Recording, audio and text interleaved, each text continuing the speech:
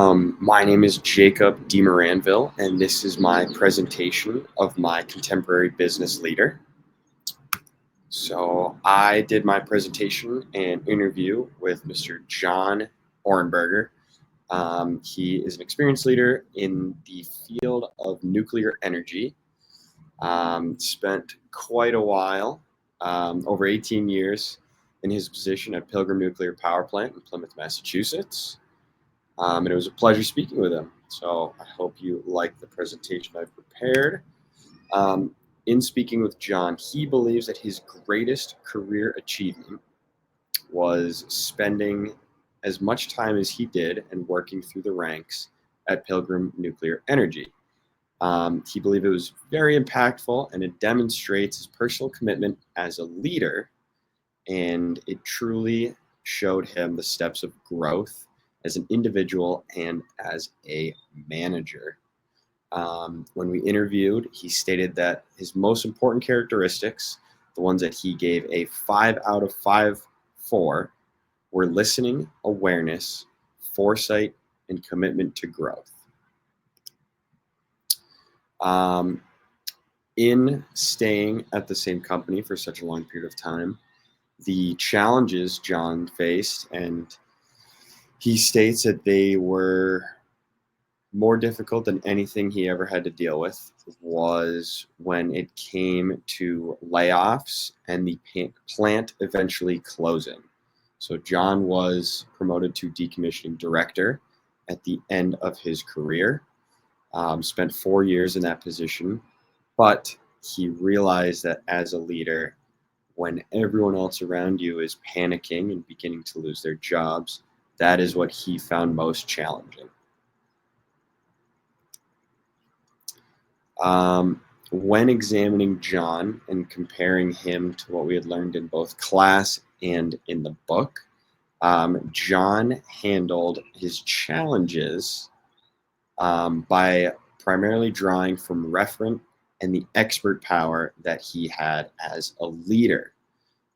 He created supportive environments for those around him to feel more secure, especially in times of difficulty for those who were beginning to realize that they were losing their jobs. And his expert power in the field of work is what helped him to continue to handle himself and his job with professionalism. So John, as a manager, was not necessarily an entrepreneur. Having been at the same company for so long and working through the ranks, he was not necessarily in charge of the growth of his specific industry, but his entrepreneurial mindset greatly contributed to his success. So John's foresight and focus allowed him to lead with empathy, especially in hard times. And his vision and his mindset of pushing his company to success is what helped him to stick around for so long. John's leadership approach, after reading through examples and doing tertiary research, I believe John to be a transformational leader. He's able to inspire his team, especially during time of challenge, where his leadership is very managerial traditionally. He's able to be transformative in times of difficulty.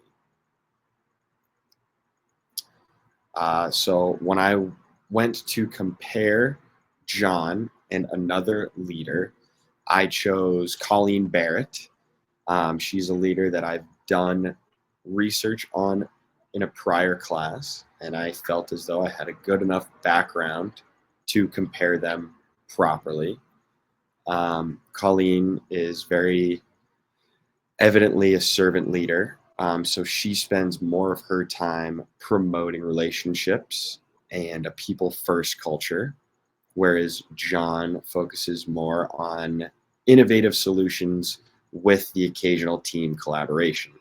Both styles of leadership have their strengths and weaknesses.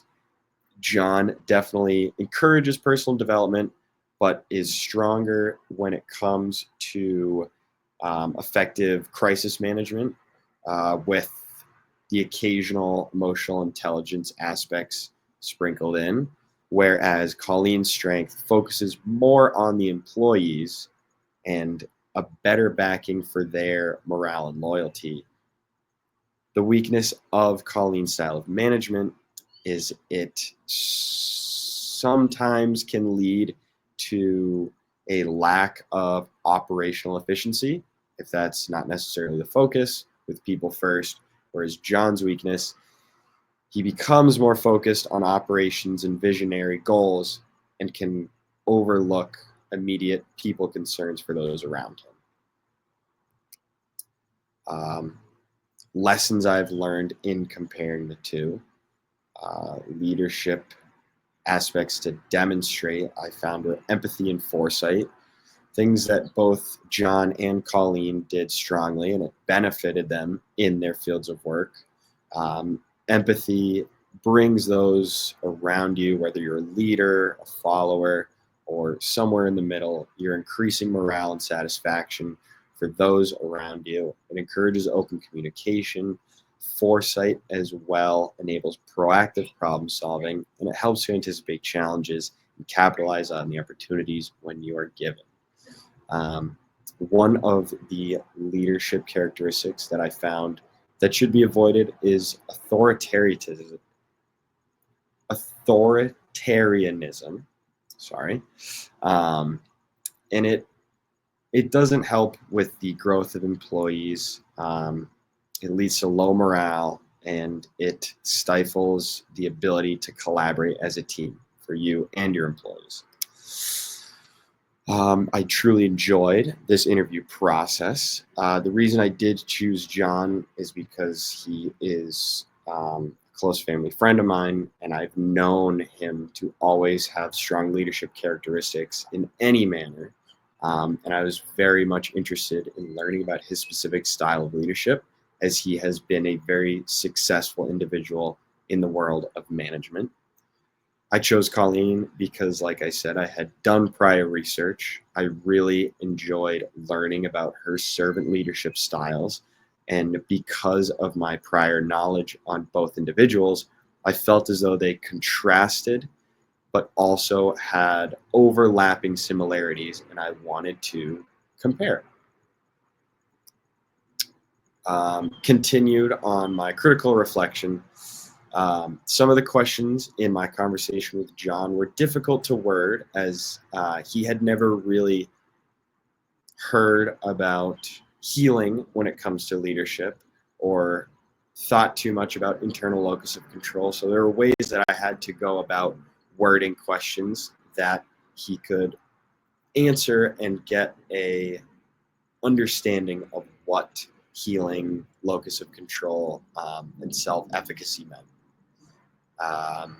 And in reflecting, I gained a lot of insight into the different styles of leadership. I actually learned even more about Colleen, learned an unbelievable amount of John's insight, foresight, his ability to be a leader and a successful one, and why he has been so successful. Challenges were obviously following up with questions, digging deeper, and trying to explain what some of these characteristics actually meant in leadership. And I think even at the end of it, John realized a little bit more about his own style of leadership. So that was a nice moment to realize that what we're doing in this class is benefiting those. And it's beneficial to me to learn what other aspects of management there are to consider, and there are pieces that you may not even think of or realize that you're doing. So that was a nice piece of reflection that I have appreciated from this assignment. I've got my reference page there, and that is all. Thank you for listening.